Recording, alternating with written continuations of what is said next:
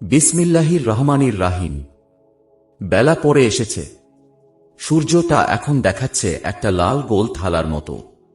দ্রুত নেমে যাচ্ছে নিচের দিকে। একটু পরেই পাহাড়টার কিনারায় মাথা ঠেকবে। তারপর আস্তে আস্তে আলো সরে যাবে। আঁধারে ডুবে যাবে সমস্ত মক্কা শহর, পাহাড়, উপত্যকা আর বালুর প্রান্তর। আর নয়, আজই শেষ করতে হবে। মনে মনে বিড়বিড় করতে করতে হাতের ছড়িটি ঘুরাতে লাগলো বন বন করে। ছাগলগুলোকে হাঁকিয়ে নিয়ে চলল সে উকবা বিন আবি মুইতের খুয়ারের দিকে। সে ভাবছে, কিন্তু ভাবনার কোনো কুল কিনারা পাচ্ছে না। খোয়ারে পৌঁছে ছাগলগুলোকে ভেতরে ঢুকিয়ে দিয়ে খেজুর পাতার দরজাটা ভালো করে বেঁধে দিল। চারদিকে চেয়ে মালিককে খুঁজতে লাগল। হ্যাঁ, ওই তো উকবা দাঁড়িয়ে আছে ঘরের বারান্দায়। ছেলে অলিদ ও লোকজন নিয়ে সলা পরামর্শ করছে মনে হয়। সে তাদের থেকে কিছু দূরে গিয়ে দাঁড়াল। কি, তুমি কিছু বলবে? হ্যাঁ আবুল অলিদ, কাল থেকে নতুন কোনো লোক বা গোলাম দেখো। আমি আর তোমার ছাগল চড়াতে পারবো না। কি ব্যাপার? তুমি হঠাৎ আমাদের ওপর এমন নারাজ হয়ে গেলে কেন? আমরা কেউ কি তোমাকে কোনো কষ্ট দিয়েছি? আমাদের ছাগলগুলো কি তোমার কোনো ক্ষতি করেছে? কেউ আমাকে কোনো কষ্ট দেয়নি। কেউ আমার কোনো ক্ষতি করেনি। আমি এমনি চাকরিতে ইস্তফা দিচ্ছি। ছাগল চড়ানোর কাজ আমি আর করব না। এ কথা বলেই সে পেছনে ফিরল। ছড়িটা দূরে ছুঁড়ে ফেলে দিল। ফিরে চলল আবার পাহাড়ের দিকে। উকবার কোনো জবাব শুনতেও সে প্রস্তুত ছিল না। তার পেছনে তার সম্পর্কে কে কি বলাবলি করছে সেদিকেও তার কোনো ভ্রুক্ষেপ নেই। নিজের চিন্তার অথই সাগরে যেন সে হারিয়ে গেছে। চিন্তা করতে করতে কখন যে সে পাহাড়ের কোলে, আবার সেই জায়গায় ফিরে এসেছে যেখানে সে দিনের বেলা ছাগলগুলো চড়াচ্ছিল, তা তার খেয়াল নেই। সেখানে পৌঁছেই তার মনে পড়ল সেই দুজন লোকের কথা যারা আজ দুপুরে অদ্ভুত সব কাজ করেছিলেন এখানে। অবাক লাগছে তার কাছে এখনো। কেমন করেই বা এটা সম্ভব হল? তারা ছিলেন দুজন, মরুভূমির মধ্য দিয়ে হেঁটে আসছিলেন। মনে হয় অনেক দূর থেকে আসছিলেন। তারা দুধ চাইলেন আমার কাছে। আমি অস্বীকার করলাম। কোথায় পাবো আমি দুধ? আমার কোনো ছাগল তো বাচ্চা দেয়নি। পেটে বাচ্চা আছে, 2-4 দিনের মধ্যে বাচ্চা দেবে এমন একটি ছাগলও তো আমার নেই। কিন্তু কি আশ্চর্য! তাঁদের একজন, তাঁর চেহারাটি অতিশয় মহিমাময়। অনেক বেশি ভদ্র এবং শান্ত তিনি। কি যেন পড়লেন দোয়া। কি মধুর সে বাণী! এখনো যেন কানে তার প্রতিধ্বনি শুনতে পাচ্ছি। তারপর তিনি কি করলেন ভাবতে এখনো অবাক লাগে। না দেখলে কেউ বিশ্বাসই করতে চাইবে না। সবচেয়ে রোগা ছাগলটির স্তনে হাত বুলালেন। আর অমনি ঝরঝর করে দুধ পড়তে লাগল স্তন থেকে। সে দুধ তারা দুজনে তো খেলেন পেট ভরে। আমিও খেলাম। কি আশ্চর্য, তবুও দুধ শেষ হয় না। আর তার স্বাদই আলাদা। এমন সুস্বাদু দুধ জীবনে কোনো দিন খাইনি। দোয়ার বাক্যগুলো যেন এখনো কানে ভেসে আসছে, কিন্তু সবটুকু মনে পড়ছে না। সে সুন্দর বাণী যেন তার মনে নেশা ধরিয়ে দিয়েছে। সে চেষ্টা করে, কিন্তু সেই মধুর কথাগুলো আর স্মরণ করতে পারে না। সে পাগল হয়ে যাবে নাকি? সে ওই রাতে আর ঘরে ফিরতে পারল না। মানসিক অস্থিরতা খুবই বেড়ে গেল। মক্কার আশেপাশে পাগলের মতো ঘোরাফেরা করতে থাকল সারা রাত ধরে। একসময় রাত শেষ হল। পূব দিকে আলোর রেখা দেখা দিল। রাখালরা ছাগল আর ভেড়ার পাল নিয়ে শহর থেকে বের হয়ে পড়েছে। এমন সময় সে শহরে প্রবেশ করল, কিন্তু তার অশান্ত মন শান্ত হল না। সেই প্রশান্ত ও উজ্জ্বল চেহারার লোকটি ও তাঁর সাথীকে খুঁজে বের না করা পর্যন্ত সে শান্ত হতে পারল না। তাদের গোপন ইচ্ছাটির সন্ধানও সে জেনে নিল। তার খুশি আর দেখে কে! সে যেন 7 রাজার ধন পেয়ে গেছে। সে তাকে দেখল, জানল তিনি নবী মুহাম্মদ সাল্লাল্লাহু আলাইহি ওয়াসাল্লাম। সে তার মজলিসে বসল, তার কাছে গেল, আরো কাছে, অনেক কাছে। তার একেবারে মুখোমুখি হল।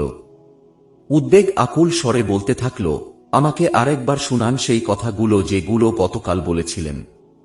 সেগুলো আমাকে শিখিয়ে দিন। তিনি প্রশান্ত হাসি হাসলেন।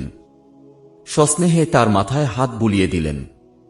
গাঢ় স্বরে বললেন, আমি জানি তুমি লেখাপড়া জানো। তোমার তো বেশ বুদ্ধি জ্ঞান হয়েছে। মক্কার এই কিশোরটির মনে ঝড় উঠল। কি জানি, তার যেন কেবল মনে হতে থাকল তার জন্ম বৃথা নয়। সে নিজের জন্য জন্মেনি, সে নিজের পরিবারের লোকদের জন্য জন্মেনি।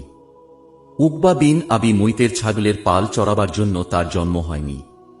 তার জন্মের একটি মাত্র উদ্দেশ্য, তার জন্ম হয়েছে আজীবন হযরত মুহাম্মদ সাল্লাল্লাহু আলাইহি ওয়াসাল্লামের সাথে থাকার জন্য, তার কাছে বসার, তার বাণী শোনার, সেগুলো মুখস্থ করার এবং তার কথা মানুষের কাছে প্রচার করার জন্য। এই হালকা পাতলা গড়নের কিশোরটি যেমন ছিল রোগা তেমনি দুর্বল, কিন্তু বুদ্ধি ছিল এমন তীক্ষ্ণ যেন ধারালো ছুরির ফলা। গতি ছিল তার এত দ্রুত যেমন গনগনে আগুনের শিখা। কিছুদিন রাসূলুল্লাহ সাল্লাল্লাহু আলাইহি ওয়াসাল্লাম এর সোহবতে থেকে সে অনেক কথা শিখে ফেলল, ইসলামের অনেক কিছু জেনে নিল। এখন তাকে দেখা যায় মক্কার সবখানে, কখনো বাজারে, কখনো রাস্তায়, কখনো পথের চৌমাথায়, কখনো মাঠের এক কিনারে রাখালদের মধ্যে, কখনো কাবা ঘরের চত্বরে। যেখানেই তার সন্ধান পাওয়া যায় দেখা যায় সে কিছু বলছে এবং তার চারদিকে উৎসুক জনতা। সব জায়গায় সে মুহাম্মদ সাল্লাল্লাহু আলাইহি ওয়াসাল্লাম এর কথা প্রচার করে বেড়ায়, আল্লাহর বাণী মানুষকে শুনায়। তার প্রচারের তীব্রতা কুরাইশদের কাছে একটা নতুন বিপদ মনে হল। তারা তার প্রচার কাজে বাধা দেওয়ার জন্য মরিয়া হয়ে উঠল, কিন্তু তার নাগাল পাওয়া ভার। শুনল সে উকাজ বাজারে বক্তৃতা দিচ্ছে, লোকেরা তার কথা গোগ্রাসে গিলছে, অনেক লোক তার দিকে ঢলে পড়ছে বলে মনে হচ্ছে। একথা শুনে কুরাইশদের একটি দল ছুটল উকাজের দিকে, কিন্তু গিয়ে দেখল সে আর নেই। সেখানে জানা গেল বাতাহা উপত্যকায় চলে গেছে সে। বাতাহার লোকেরা তার কথায় মুগ্ধ হয়ে গেছে, কিন্তু বাতাহায় গিয়েও তারা তাকে পেল না। শুনল এই মাত্র সে চলে গেছে আমের গোত্রের মধ্যে। এভাবে কিছু দিনের মধ্যে কুরাইশদেরকে নাকাল করে দিল সে, এই এখানে তো এই সেখানে, এখন আছে এখন নেই, যেন মুহূর্তে কপুরের মতো উড়ে গেল। একদিন আল্লাহর দুশমন আবু জেহেল বিরক্তি ও ক্ষোভের চরমে পৌঁছে ঝাঁঝালো কণ্ঠে বলল, মুহাম্মদ সাল্লাল্লাহু আলাইহি ওয়াসাল্লাম এর কোনো সাথী আমাকে এত কষ্ট দেয়নি যেমন এ নওজোয়ানটি দিচ্ছে। সব জায়গায় সে মুহাম্মাদের দাওয়াত ছড়াচ্ছে, লোকদের আকীদা বিশ্বাস ধর্ম নষ্ট করে বেড়াচ্ছে। এতে করেও তাকে ধরতে পারছি না, কিন্তু একবার বাগে তেলে হয় বাছাধনটি, মায়ের দুধ এর কথা মনে করিয়ে দেব। একদিন আবু জেহেল দেখল দূর থেকে কাবা ঘরের পাশে কে একজন দাঁড়িয়ে কিছু বলছে। চারদিকে লোকের ভিড়। হালকা পাতলা যুবকটি কিন্তু কণ্ঠ বেশ জোরালো। তবুও সে কি বলছে জানার জন্য দেয়ালের আড়ালে আড়ালে গুটিসুটি মেরে এগিয়ে চলল আবু জেহেল। কাছে গিয়ে বাড়ির আড়ালে দাঁড়িয়ে সে শুনতে পেল যুবকটির কথা। কি মধুর স্বরে সে বলে চলেছে, আর আল্লাহর বান্দা তো তারাই যারা হেঁটে চলে জমিনের ওপর দিয়ে ধীরে সুস্থে, আর মূর্খরা যখন তাদের সাথে কথা বলে তখন সালাম বলে দেয় তাদেরকে।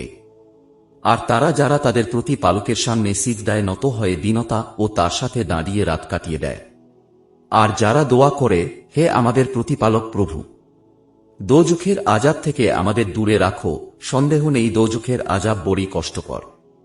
আল্লাহর এ কালাম শুনে আবু জেহেলের বুক দুরু দুরু করতে লাগল।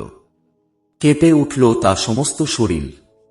তার মনকে সে যদি স্বাধীনভাবে ছেড়ে দিত তাহলে তার মুখ থেকেও ওই কথাগুলি বের হতো।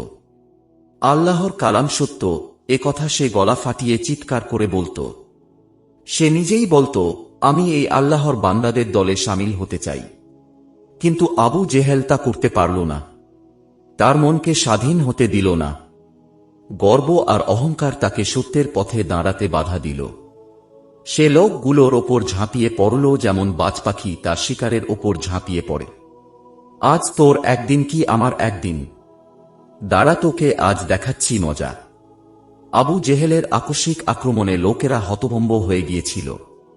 তার হুঙ্কারে সবাই ছত্রভঙ্গ হয়ে যে যার মতো দৌড়ে পালিয়ে গেল, কিন্তু আব্দুল্লাহ ইবনে মাসুদ অসম সাহসী বীরের মতো বুক ফুলিয়ে ঠায় দাঁড়িয়ে রইল একা।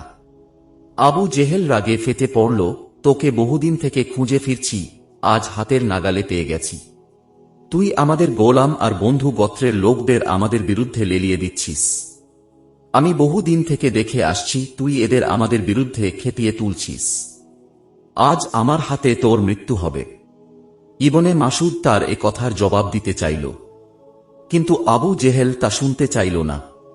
ধনুকের বাঁটটি দিয়ে কষে মারল ইবনে মাসুদের মাথায়।